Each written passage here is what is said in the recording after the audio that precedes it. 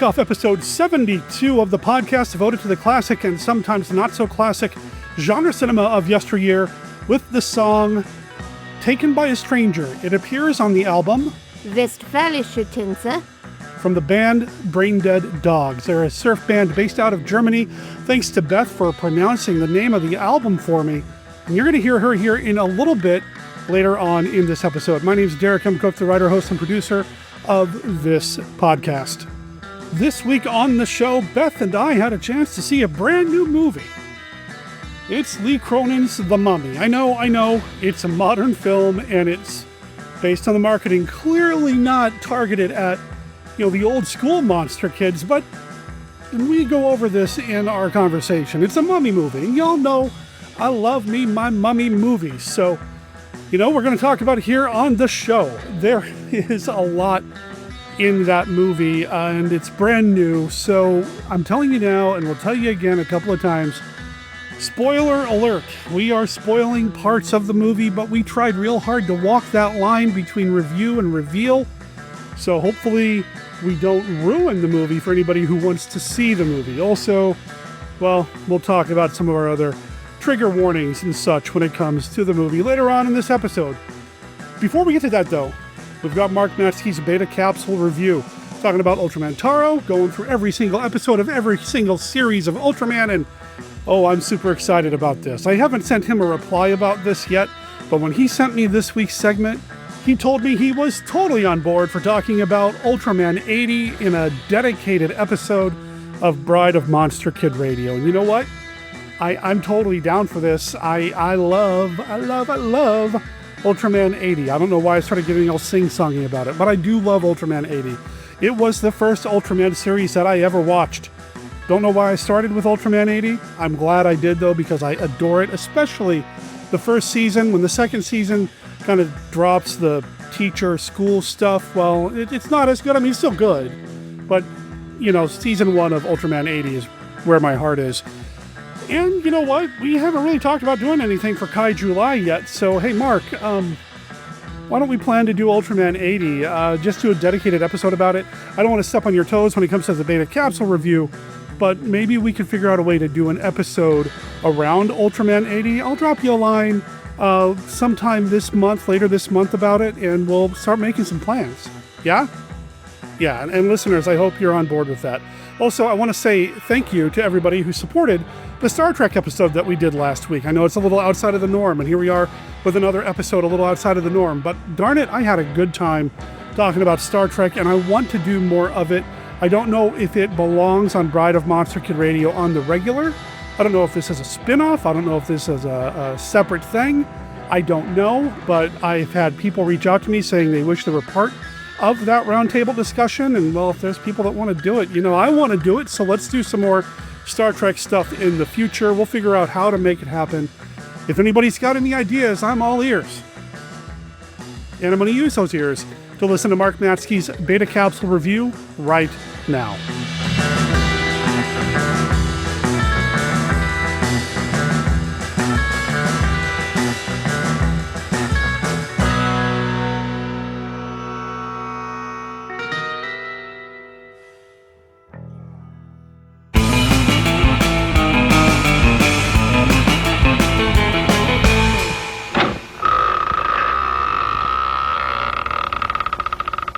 Curse of the Mummy's Tomb.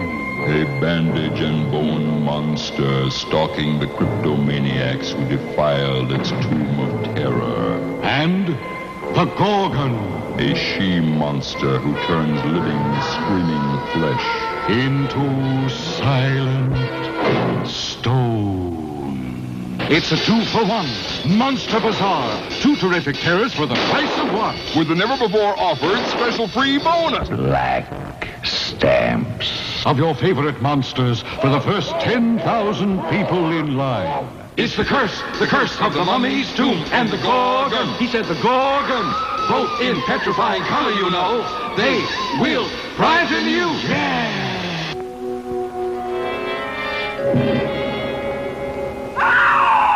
Now, for the first time, enter a chamber of torture. The most blood-curdling double feature ever brought to the screen.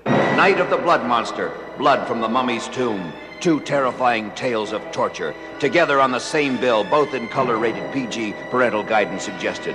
See Night of the Blood Monster and Blood from the Mummy's Tomb. It's twice the terror.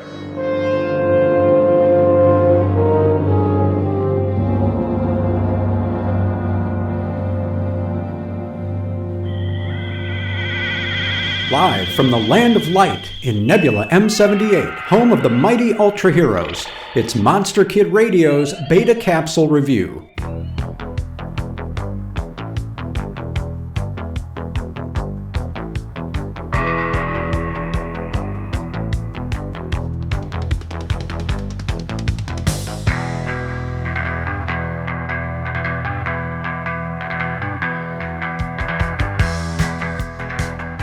Ultraman Taro, Episode 30, Revenge of the Monster Army. Original air date October 25th, 1973. In the aftermath of Bemstar's raid and defeat of Ultraman Taro, Kotaro is located and taken to the hospital. Meanwhile, Umino, similarly injured in his attack on Bemstar, begins training for another daring operation, pushing his body to the limit. ZAT puzzles over an approach to dealing with Bemstar, finally deciding to send a concentrated energy bomb into Bemstar's second mouth. Kotaro wills himself to don the ZAT uniform once more, and he, Umino, and ZAT prepare for the reappearance of Bemstar. Umino and ZAT manage to incapacitate Bemstar, and Taro joins the fray. But no one anticipated Alien Yapul's next move, the summoning of two more kaiju, Veracron and Sabotender, to finish the rampage. Revenge of the Monster Army is a rewarding follow-up to Episode 29's downbeat cliffhanger. A unique quality of the Ultraman franchise is the fact that our heroes are not invincible. There can be monsters or aliens who are stronger and can defeat an Ultra in a given battle. But that gives rise to a central value on full display here in Episode 30 of never giving up, seen in Umino's rope training until his hands bleed, of Kotaro limping along on crutches, and ZAT putting heads together to exploit Bemstar's only weakness. That value results in a true team effort in which multiple monsters are not simply taken care of by Ultraman, but humans too have real agency, contributing to the defense of Earth in crucial ways. Taro continues to deal not only an eye-popping spectacle, but also meaningful themes for kids and grown-ups alike. For Bride of Monster Kid Radio's Beta Capsule Review, this is Mark Matzke reporting.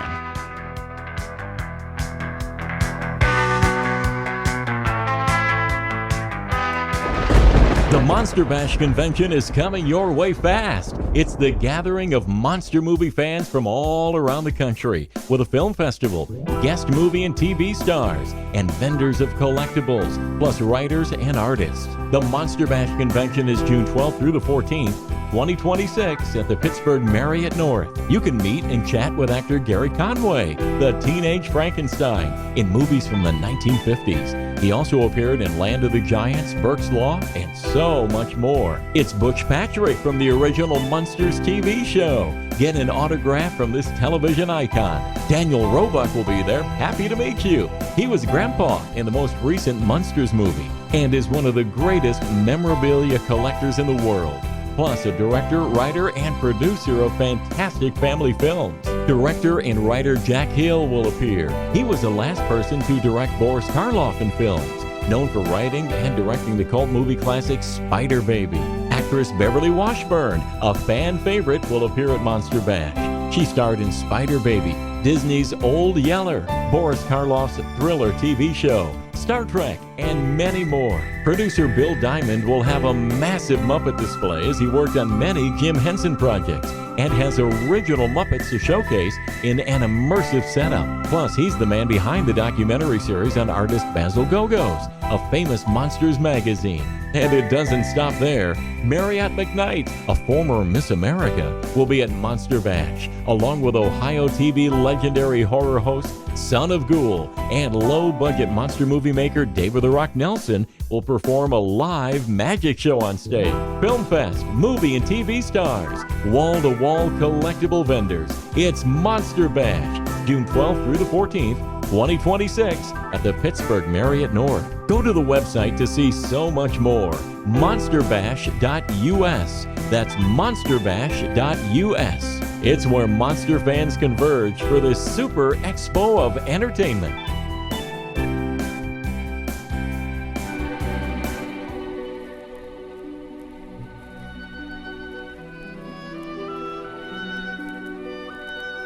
This is Count Vlad, but you may recognize me by my more familiar name, Count Dracula, and I'm here to offer you a friendly warning. Derek and his guests often get excited, and occasionally this results in revealing key plot points of the movies they're discussing.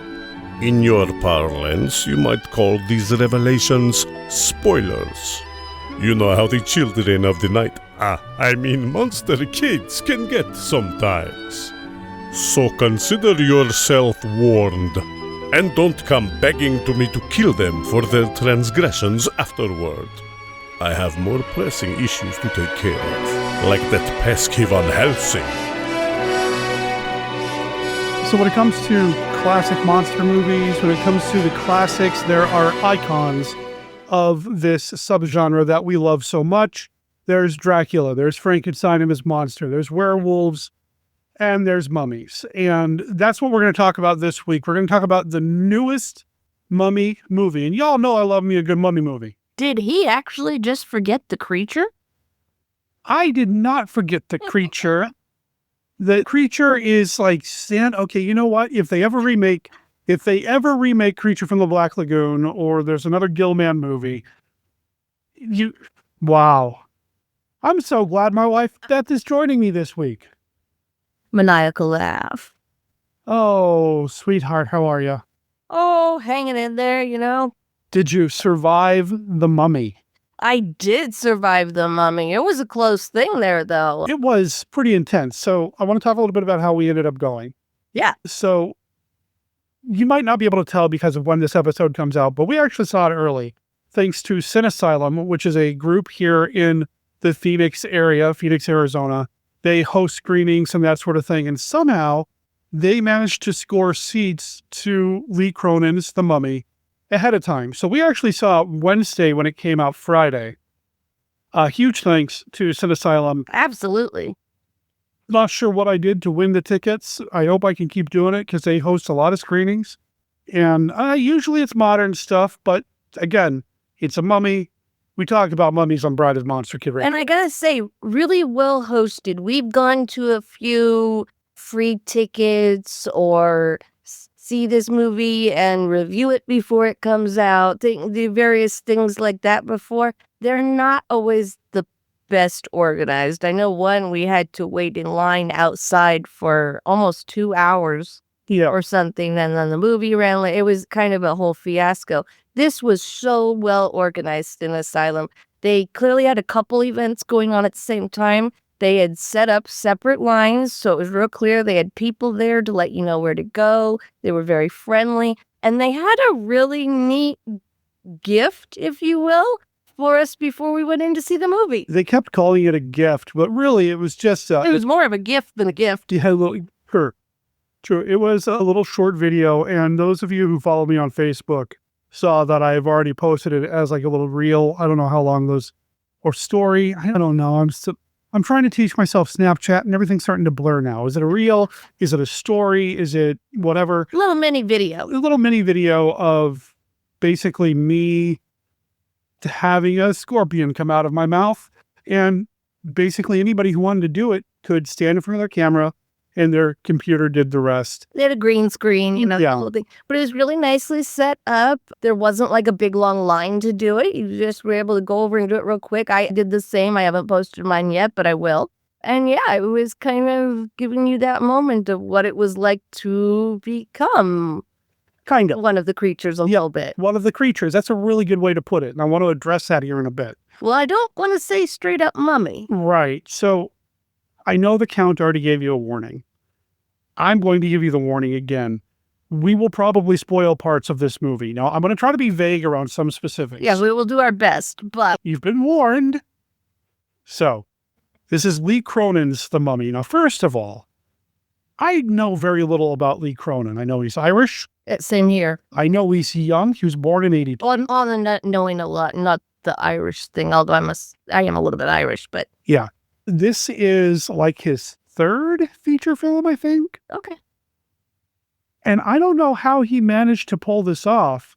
I can think of one other filmmaker early in his career where he was able to demand and get that his name be added to all of the titles, being blah, blah, blah, so-and-so, and that be John Carpenter. Early in his career, it wasn't Halloween, it was John Carpenter's Halloween. It wasn't The Thing, it was John Carpenter's The Thing. Okay. That sort of thing. I don't know what Lee Cronin did, but he's getting the same treatment here. Props to him. I have not seen his previous two feature films, The Hole in the Ground, which came out in 2019, and I'm ashamed to say that I haven't seen Evil Dead Rise, which came out in 2023. I'm a huge Evil Dead fan. Me too. Huge. Zippers and all. Zippers? The early ones, you can see some of the zippers, and I love it. And made me fall in love with the franchise. I watched the trailer for Evil Dead Rise, and it seemed to be all horror, no comedy. Okay. And I feel like the Evil Dead franchise, the way I described it to people is that the first film was 90% horror, 10% comedy. Evil Dead 2 was half and half. I think I laughed at things that were caught. No. And then Army of Darkness goes completely the other way around. Yeah, that's it. 90% comedy, 10% horror. I felt like Evil Dead Rise, based on the trailers that I saw, also it didn't star Ash, Bruce Campbell, took a lot of that out and made it a straight up horror movie, which is fine. It just wasn't scratching the Evil Dead itch that I wanted. So I just never saw it. I feel like I need to go back and watch it though. It wasn't advertised to be what you expected out of a movie in the franchise. Correct. Is that fair? Correct. But as we all know, sometimes the advertisements do not do full justice to movies. Sure. And that can have to do with who they're aiming the advertisements at. True. So I can see where, especially in the United States, and I would be interested to see the ads from other countries, particularly English-speaking countries, to see if they were different. Yeah. Because I think in the United States, there's this tendency to think it's all about the blood, guts, and horror. And there's this thought that people that watch horror movies are dumb and they're just doing it for the violence. And I think that really sells a lot of horror fans short and pushes us into a category that we don't really belong in. You know, saying that we're not smart just because we like the gory stuff too is a disservice and injustice. Yeah. And I think the way that Lee Cronin's The Mummy was advertised was very much horror-based, very little humor, whereas I found lots of great humorous moments. And I feel like this movie really amplified or exhibited that horror and comedy kind of live together idea that, you know, the screaming at a horror movie oftentimes is the same release chemically in the brain as laughing out loud at a comedy. Yes, absolutely. And I feel like there are some dark comic moments in this that did allow us horror fans to have a laugh, even though this movie is dark. This movie is... There were a few laughs with like, oh. Right, the deviled eggs. Yeah. At almost say. Deviled eggs. So there are some moments there. The other thing is, too, that they're a little more deviled than usual. A little more deviled than usual, yes. I've been watching some of the reviews on this as I think about my own thoughts and put my own thoughts together. I disagree with some of the reviewers out there. Okay. I agree with some of them, but I don't find it to be a bad thing per se. So the disagreement or the agreement? Some people have referred to this as not a mummy movie, but an exorcist type movie. And I kind of agree there a little bit, but I don't find that to be a bad thing. Okay. I mean, I agree with the not a mummy movie. That's the problem. But is it? I don't know. I don't think it's a problem that it's not a mummy movie, and I think anyone that enjoys classic monster movies as a whole will enjoy this. Now, if you're a weirdo who's like, the only monster I like is mummies, and I want all my mummy movies to be exactly how this one mummy movie that kicked off my love of mummy movies started, and anything that deviates from a traditional mummy movie, I'm going to run screaming out of the theater and demand my money back. If you're that guy, it might not be for you. So to be fair, the only reason I didn't do that is I didn't pay for this ticket. Yeah. I'm kidding. And also running, not a good idea with your back. No. So, I love mummy movies, and we've talked about this on the show. We talk about how the mummy movies are proto-slashers, right? Somebody did something wrong, and now they're being punished by a mummy. And that's not what happens here at all. The person who is terrified, the people that are hunted, stalked, abused by the monster didn't do anything wrong. They were doing everything right. There was no fault of their own. This is something that novelist Douglas Clegg talked to me about years ago when I interviewed him on a mail order zombie thing, that a lot of times with horror stories, they work or they happen because somebody made a bad decision somewhere along the line. Oh, your classic, what are some of the classic rules of things like don't break up the group, Right. have sex, don't, The slasher movie stuff, or even going back to Dracula. If Jonathan Harker had just gotten out of there when things started to get weird, he'd be fine. Red flags. Yeah. None of that would have happened to him. Yeah. But you make the bad decision, and then you have the horror movie. In this case, they didn't make a bad decision. No.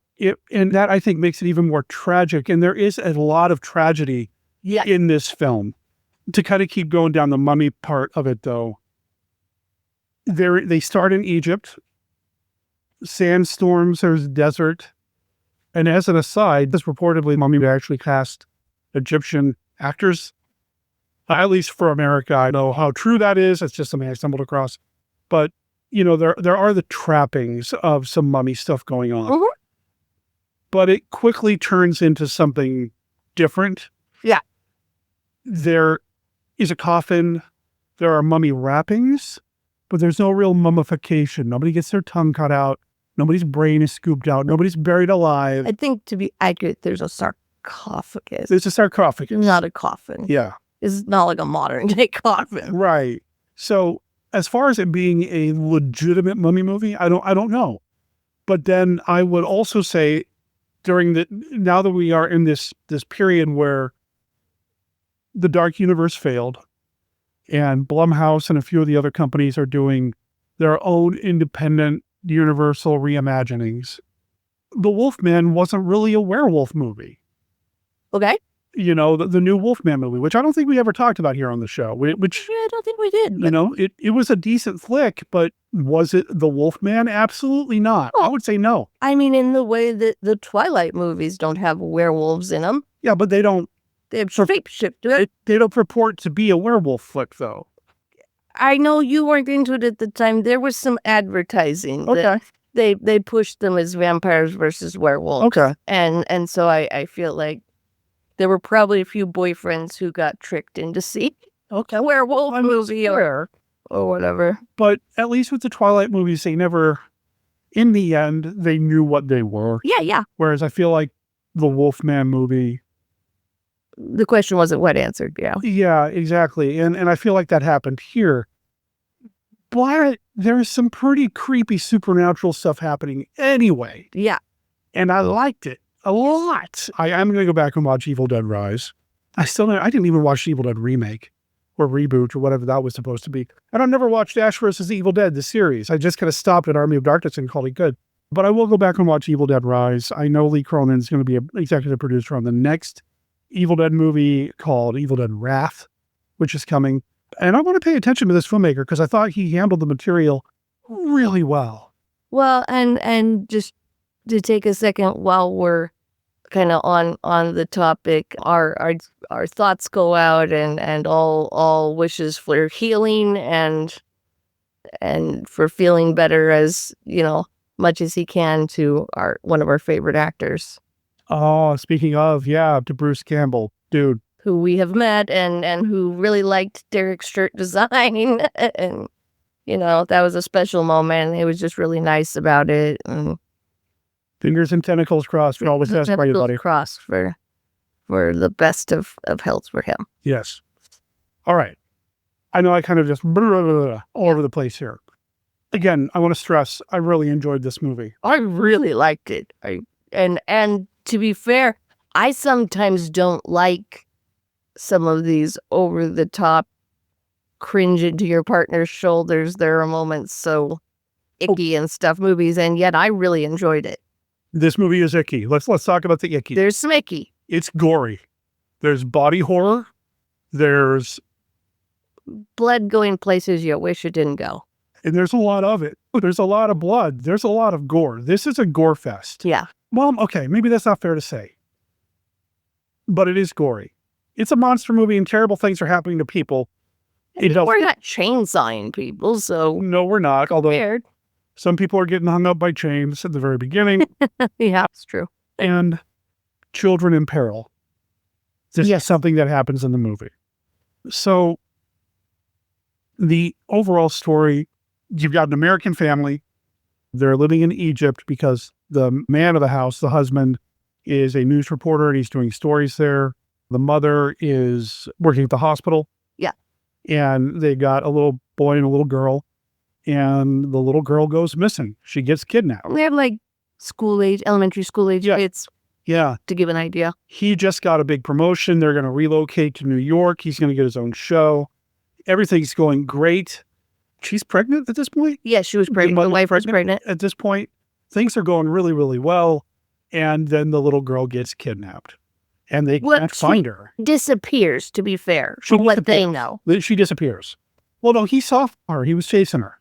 That's true. And then the big sandstorm happens, opening credits. I don't know. But there's a hubbub. There's a hubbub. And then we go 8 years later. And if you've never been in a hubbub, sandstorm almost doesn't. Yeah.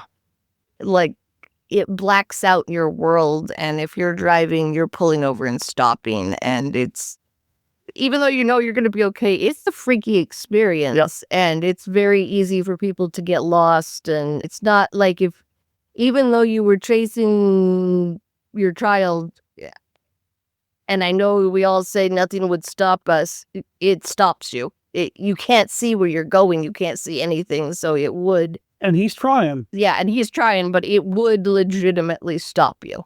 And then we jump ahead 8 years, and she's found, and she's brought home to New Mexico at this point. So it's still a desert environment. Yeah. But she's found, she's brought back home, except she's not the little girl they had 8 years ago. There's been some changes made to her. And it's pretty crazy, the stuff that's happening to her, with her, reactions to things. Obviously, her growth has been stunted, but there's more to it. In a weird dichotomous moment, the baby that her mom was pregnant with ends up being a girl and is now right about the age and very much looks like the little girl did at the point when she was kidnapped. And it's about this family trying to reconnect with the daughter that's been brought home, but the daughter, I'm just going to say she's not normal, and I something bad has happened. Something has happened to her. We do learn later what has happened to her. And I think that's probably as mummy-ish as it gets. Yeah. You had stepped out of the theater for a second during a particular moment where it's discovered that there are mummy wrappings involved. And I think that's all I really want to say. Well, I saw that there were mummy wrappings. You did, but you didn't see how they came out. You know what? I'm just going to skip all that. We're going back to... Yeah, I did. The toenail thing you didn't see.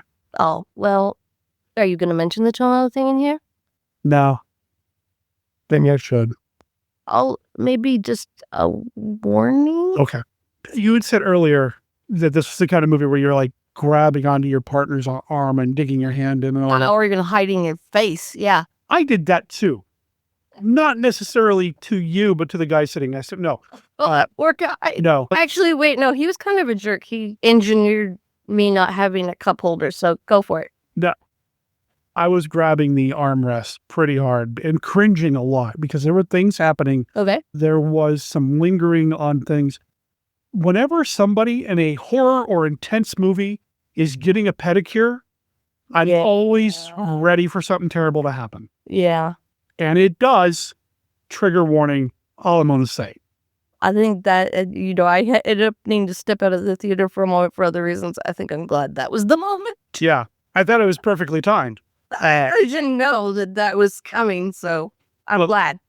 We've got that going on, but then that eventually leads to the reveal that there are mummy wrappings, in fact, involved here, which the husband is able to, using his connections as an investigative journalist, to get translated, and we learn a little bit more about what's going on. There's writings on the wrappings. Right, and it's not even hieroglyphics. It's something else even more ancient than that. So again, it's not a mummy movie if there's no hieroglyphics, right? I guess there's some Mexican mummy movies. I mean, I think they get away with it here because they actually do a decent job of explaining it. Like the science and the archaeological part of it, I found to be quite good. And so, yeah, I think I'm okay with it. I was never in the movie going, oh, I'm disappointed. No, me neither. Me neither. Absolutely not. I want to say I was super impressed with the entire cast, but Jack Raynor, okay, Jack, the dad. Yeah. He sold everything. He was my, I don't know, if I had to give somebody a gold star, it'd be him. Yeah, both belief and disbelief at what was going on really put you into his shoes. And I really enjoyed that. And I thought he did a good job on the dad thing, too, of expressing, not just the horror of my child has just been kidnapped, but that kind of idea of when you lose a child, it never goes away. So, yeah, even 8 years later, you're going to just, all those feelings come right back up when someone even mentions your child. And I thought he portrayed that very realistically, to the point where even in their new house, they had set up a bedroom for her. Yeah. You hear about parents preserving the bedroom of a child that has died or gone missing, but like the further step of setting up a bedroom for a child who was already missing before you ever got to that home, I think is telling. Cool. Worked out well, though, since they did end up getting her back. Yeah. And they had somewhere to put her. So, somewhere to put her, like she's a piece of furniture, but Although the cherry hearts and rainbows and unicorns bedroom, it definitely showed you the difference between the little girl they got back and the little girl that left. Yeah. Yeah. There's a moment. Now, there's a sub-story here. I mean, it's all connected, right? Yeah. But as the family is struggling to understand what happened to their daughter and survive the horror that's happening around them, because there are some pretty horrific things, some family members don't make it out. I'm just saying. There is a sub-story with an Egyptian detective trying to figure out what happened as well. She is met at the very beginning of the movie when the girl is kidnapped. 8 years later, she's gone on to become a missing persons detective, expert, whatever it is they're called in the Egyptian police force. And she's clearly kept this case in her heart. Right. But she's the detective. She's working on it. And she finds some evidence, some real evidence, some recordings of what happened to her and brings it to the family. She flies to New Mexico, brings it to the family, shows it to the family. And this, I was already thinking, Jack, you're the best actor here. I'm loving what you're doing here. But this is what really sold me on his performance. Everybody else too, don't get me wrong. If I made the joke that he failed his sanity check, would that make sense to you? Yeah.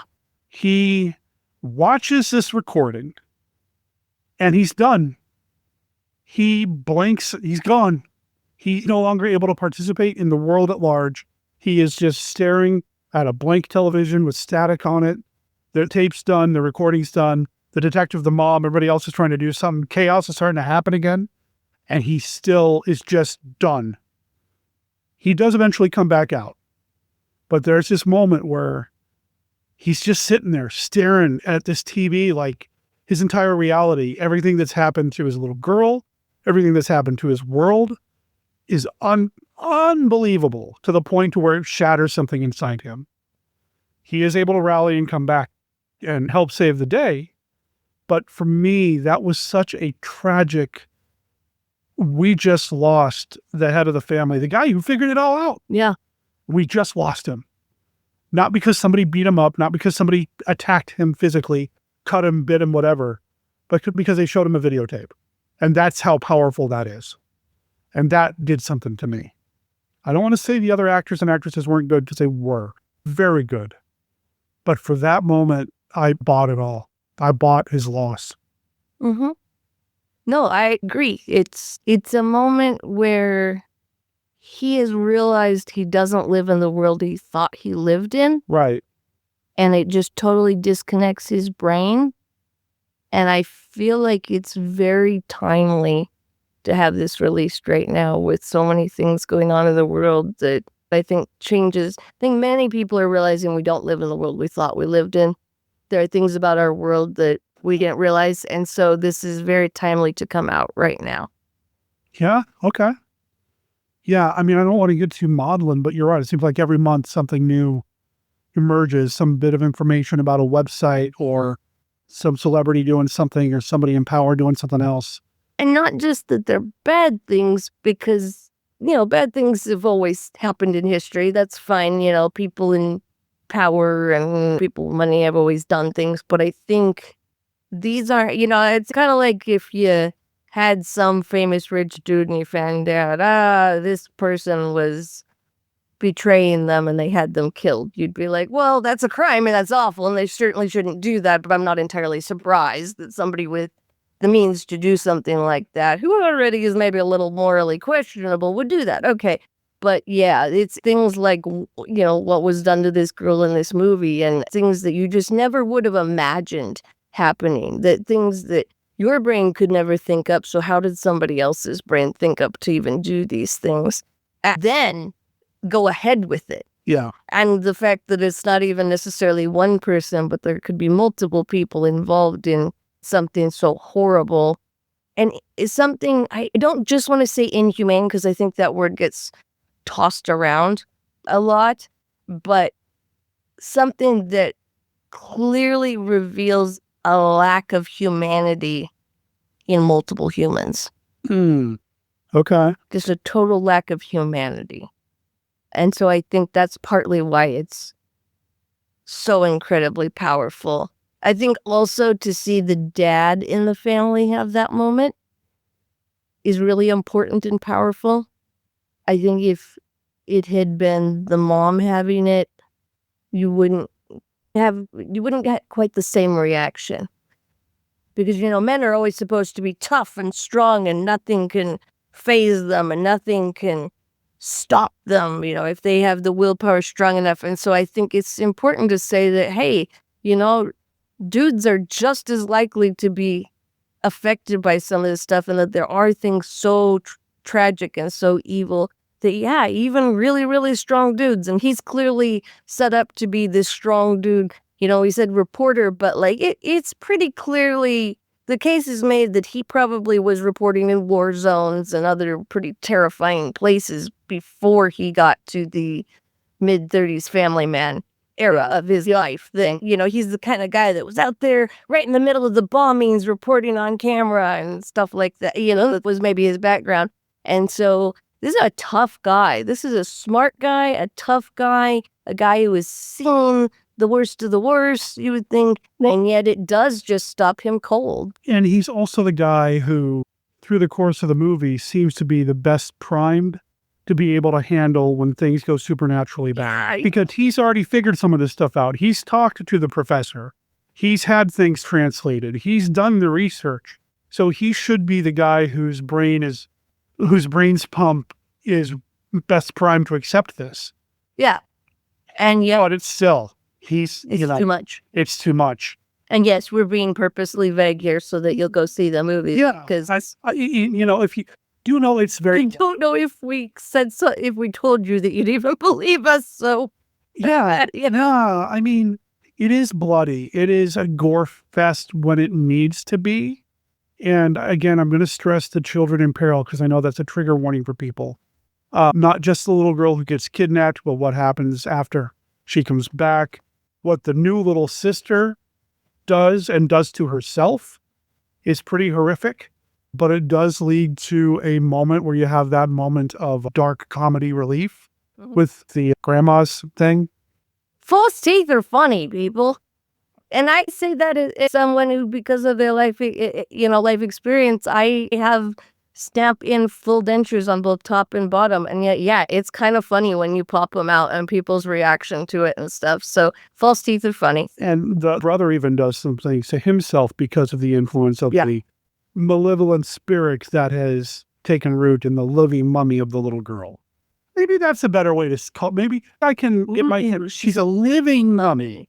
I can get my head better wrapped around that. I like that. I haven't thought about it that way. She's a living mummy. Yeah, I can wrap my head around that a little bit. Okay, so is she a living mummy in the way that Mina Harker is a living vampire?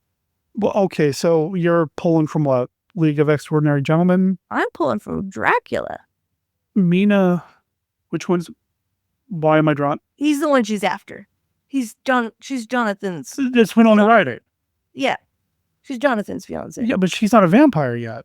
No, but once he's enthralled her, I don't really like the word thrall for that case because she doesn't react in the way that, like, Renfield does. Right, who fails a sanity check and never comes back. He rolled a 1. Did you see what I mean? She's not enthralled to him in the same way, and so that always kind of struck me as odd that they can't really be classed the same way. So I feel like it's a case, and not to go too far astray from our living mummy here, but I think it's a similar case. Maybe. I don't know if I'm ready for a worldview in which there are living mummies and living vampires and whatever the else, but I guess So like a modern movie where we've explored the galaxy a bit more, and so you just find a world without a moon for all the werewolves to live on? Right, yeah, basically. Yeah. Like, is a werewolf on a planet without a moon even a werewolf anymore? Good point. Is that how we deal with werewolves in the future? We find a planet without a moon? I mean, it's thought. Good God, don't send them to Saturn. Jupiter had more. Jupiter is a gas giant. Isn't Saturn mostly gas? Mostly, but not all. Okay. Huh. Anyway, brain is spinning and I don't think you can have an almost creature. no, I don't think Also, unless the creature gets real busy with someone. That's some messed up DNA right there. you are taking this in weird spots. You're making things very weird. Weirder than the almost mummy? To say, Okay, back to our almost mummy little girl. yeah. She and there are characters in the movie that get a very mummified look. Yes. And that's some interesting makeup that was done. Yeah. And I feel it done quite well. Because we do see her.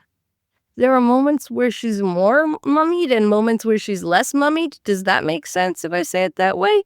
It does to me. Yeah. And so you do get to see more of what the young woman would look like Yeah. unmummied, which is interesting. And then when she starts talking too, that's, Yeah. and you know, The voices. and that tells me that Lee Cronin was a fan of the Evil Dead before he took on an Evil Dead film. Yeah. Because there's that, Ash, let me out, Ash, in the Evil Dead movies. Yeah, there's that after they've been taken over and become Deadites, but You they see still, the sweet voice yeah. lure. Yeah. And the little girl does that to her siblings. Mm-hmm. I'm taken by Rayner's performance. And the mother is good too. She's fantastic. Like I said, the entire cast is just phenomenal. I think I kind of wanted a little bit more between the dad and the professor. Okay. I feel like in movies like these, when we are going to take that step to, there's clearly something supernatural happening here. And granted, we knew that because the movie's called The Mummy. Of course, there's something supernatural happening. But the characters are about to step into that world a little bit. I guess I wanted a little bit more to ease that transition. I would have sat through 3 hours of this is what I'm doing. which would have been hard. And I would have had to take another precisely timed bathroom break. it would have been awful for those armrests. Yeah. I probably would have ripped something off. Because it was rough, man. There are some spots in that are just rough. I liked the ending. I liked how it all came together at the end. Agreed. And I liked the little stinger gotcha at the end of that. Okay. Didn't mean to use the word stinger there, but there is a stinger involved as well at one point, which definitely made me cringe again. And how do you survive that? There were some big stinging. There were a lot of moments that were cringy and in the best way, but in the, oh no, in the way of like when you see a horrible leg injury on a football broadcast, where like the legs just go in the wrong way and then they keep re-showing it. There's a lot of moments like that for me. Sure. Gut turning. I know you're not a sports guy, but for people who watch sports, it was that gut twisting thing of, no, don't show it again. Oh. So it's like when Sid Vicious jumped off the turnbuckle, and a big guy like that had no business jumping off a turnbuckle in a wrestling ring, and his lower leg snapped in half. Yeah, like that. And they show it over and over and over again. Like that, very much. Anyway. Do you have any idea of, like, with the powers that we get shown? And yeah, I want to talk about that. We get a lot of powers that are not necessarily mummy-related powers. So traditionally, what are traditional mummy powers? I guess I don't know. Just like super strength and you can't kill me because I'm already dead type of thing. Yeah, you look at like the Karloff mummy and the Universal mummy movies, and they're just strong and you can't kill them. And that's about it, right? Yeah. But then you start getting further along in filmdom, and even the Hammer films, they're strong and you can't kill them. Maybe there's some mesmerism. Mesmerism a little with some mummy movies, yeah. And you get a little bit of that in this too. But then you start getting to like the guy that we like, Brendan Fraser, mummy movies, or even the Dark Universe Tom Cruise film, where they're able to survive jumping out of airplanes. Where they're able to... You really can't kill them, they're that strong. Yeah, you can't kill them, but they're able to like manipulate the sand elements and the wind and the desert. Yeah. They're controlling scarabs or scorpions. They're controlling other corpses, as zombies or mummies or whatever. Lesser mummies. Under mummies. Under mummy. But yeah, this mummy does eventually start having some of these abilities. Scorpions start showing up out of nowhere. This guy has like X-Men powers. Or girl. I guess this girl has like X-Men powers. The desert coyotes start getting involved. That was fun. You know what? I've often wondered about this too. Because I've seen hyenas used as part of the mummy thing, right? Okay. But weren't Egyptians down with cats? Yeah, there's a lot of dog stuff too. But I want to see them down with cats. I agree. I agree. I want to see a mummy who's like controlling cats, or I don't even know if even mummies could control cats, but I just see them nicely, something like that. I want to see mummies and cats hanging out. Two of my favorite things. The jackals, so the dogs, like the jackal is like an Egyptian god. I know, but you'd think there'd be more cat stuff, but proof that even when you are supernatural, you cannot control cats. Fair enough. But yeah, you've got that stuff going on. Like I said, you got the wind with the boob at the beginning, and I don't know if would you say it was a full-on boob? But nothing goes black, but it's pretty bad. But it was pretty bad. It was car stopping level. It wasn't. You see the face of the mummy in the sand, couldn't walk or somebody. No. It never falls into camp like the Brendan Fraser films or the Tom Cruise film. Okay. It never gets campy for me. It's pretty grim through a lot of it. I won't say full-on grim dark, but a lot of it is pretty grim. There's a lot of what Derek and I call coffin humor. It's not gallows humor. You don't have to be the one on the gallows to tell the joke, but it's definitely coffin humor. Yeah. It's in that arena, What did you think of this mummy's powers to be able to do these things? Some of them made sense, like the scorpion. I mean, that's classic. Yeah, the stuff that tied directly. The lifting people off the ground, the levitation powers, I was a little confused about. What about they would have those? But crawling on the ceiling? oh, I like that. Yeah, but Where does that come from? That's not It felt very bug or scarab-like to me, so I was okay. okay. And see, and that's where I think some people were saying, well, that feels like The Exorcist, but Well, but I don't know how much. Okay, this is like your last possible spoiler warning. We are nearly at the end of this, I think, so you're not missing much if you cut it right here, but like seriously, not a mummy. yeah. There was definitely the possession going on of some sort. Yeah. And so I don't think crawling on the ceiling is anathema to possession. True. Yeah. I mean, she definitely had the body contortion down. So So like the possession side of things, I think most of the powers do make sense in that way. Yeah. And so I think, and we know we're dealing with something older than ancient Egyptian culture. They date it to be, as someone who listens to, oh my gosh, so many documentaries, Derek can attest. Documentaries are basically how I calm my nervous system and force relaxation and or sleep. And so I watch a lot of documentaries. If it's on one of the streaming services and it's a documentary, I've probably watched it. I do really enjoy ancient Egypt and ancient Rome, which ties into ancient Egypt. So I've learned a lot about the pyramids and stuff, and I just taught a AP level ancient history course that involved a lot of ancient Egypt recently. And so the pyramids are not as old as many people think they are. And there was lots of human civilization before the pyramids and lots of Egyptian empire before the pyramids. They date whatever this is due to the writing. Yeah. The writing preceding hieroglyphics. They date it to a few thousand years before any kind of pyramid was being put anywhere. And so you know then that you're dealing with pre-pyramidal Egyptian culture. Therefore, I think it's safe to assume that the thing doing the possessing is some really old Egyptian connected deity, if you will. Okay. And so I think the it has like the demonic possession powers, but they're tinted with an Egyptian brush because that's what the creature knows. Yeah, I agree.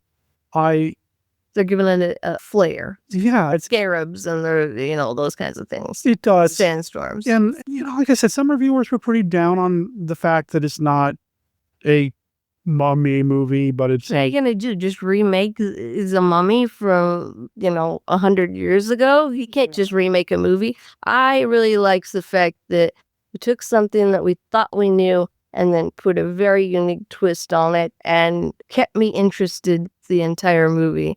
I will fully admit that there are times, especially and many of them fall into the more action category, with some of our more action-y monster movies, where by the end I've kind of checked out because I've kind of figured it out and maybe I'm not super impressed with what's going on. I was in all the way to the end, all the way to the little surprise end at the end, or out to the end.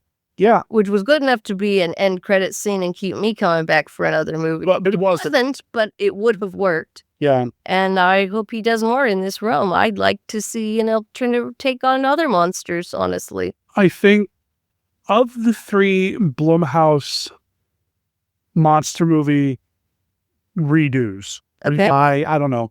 We've been calling them retakes instead of remakes. Okay. So you've got this, you've got the Wolfman, and you've got the Invisible Man. Yes. Of the three, the Invisible Man is the most accurately titled. Okay. Because it truly is an invisible man that's not in control of himself. Or he is in control. It doesn't matter. I don't know how you do the Invisible Man without making the man invisible, but okay. But I mean, he is, and, there's some stuff going on. I feel like the Wolfman missed the mark the most. Okay. But of the three, this is my favorite I agree. film. I agree for myself. I feel like there are a lot of people that are just going to say, well, this is just another Evil Dead movie. And there are a lot of elements here that feel like what I imagine the Cronin's previous film, The Evil Dead Rise, was like. Okay. And I do see some things in there, but I think it stands strong. But if you're going to go see it, strong stomach, be ready. there is some gore. More so than... Yeah, this is a popcorn and soda movie. This is not... Oh, don't go. Don't be like eating pasta or anything while you're watching this movie. Is that fair? It's fair. I think that's fair. I think this is probably the bloodiest movie we've ever talked about here on any incarnation of this podcast. I think... We're not talking about clowns in a cornfield? No. Oh, okay. This is gorier than Clowns in Cloverfield. Well, I guess. Oh, yeah. Yeah. Oh, okay. I mean, nobody falls on a chainsaw or anything in this one, but... Which is surprising. You'd think of all the things to bring over from But... Evil Dead. No? That's a good point. Good point. It is the bloodiest thing we've ever I talked about. mean, it would have been a handy tool to use. Wow. However, I would say Nosferatu, the remake, Yes. is pretty intense as well in terms of Agreed. the graphicness. This one, because it's in color, is a little bit more squeamish-inducing terror than anything we've ever talked about here on the show. So be aware going into it. If that's not your bag, if you can't handle that or you're not interested. And there's definitely a number of, ooh, that ain't right moments. Yeah. Yeah. If you like that stuff at all, even if some of those movies aren't always your favorite thing, if you're like me and you're okay with the gore as long as it's not gratuitous and for absolutely no reason, Right. I think you'll really like this one. So I will It's a very promise, responsible use of gore. I will promise you though, dear listener, I promise, next week's episode, back to the 1950s, back to a bona fide Monster Kid classic, back to something that I don't have to give you 1,000 warnings about the amount of blood and gore.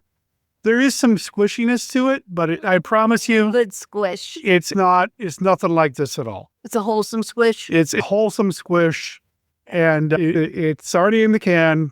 I promise you, next week we're back to black and white goodness. In the meantime, this was a lot of fun to see. It really was. And thank you again for the tickets. Cinesylum, thank you so much. You guys are awesome. Final thoughts? Anything else? Oh, as a mom myself, this really was an interesting study on family and, how sometimes even when families stick together, still got hell in a handbasket. No, I really loved it. Go see the movie. Go see the weird movies. Do the weird thing. The world needs more weird.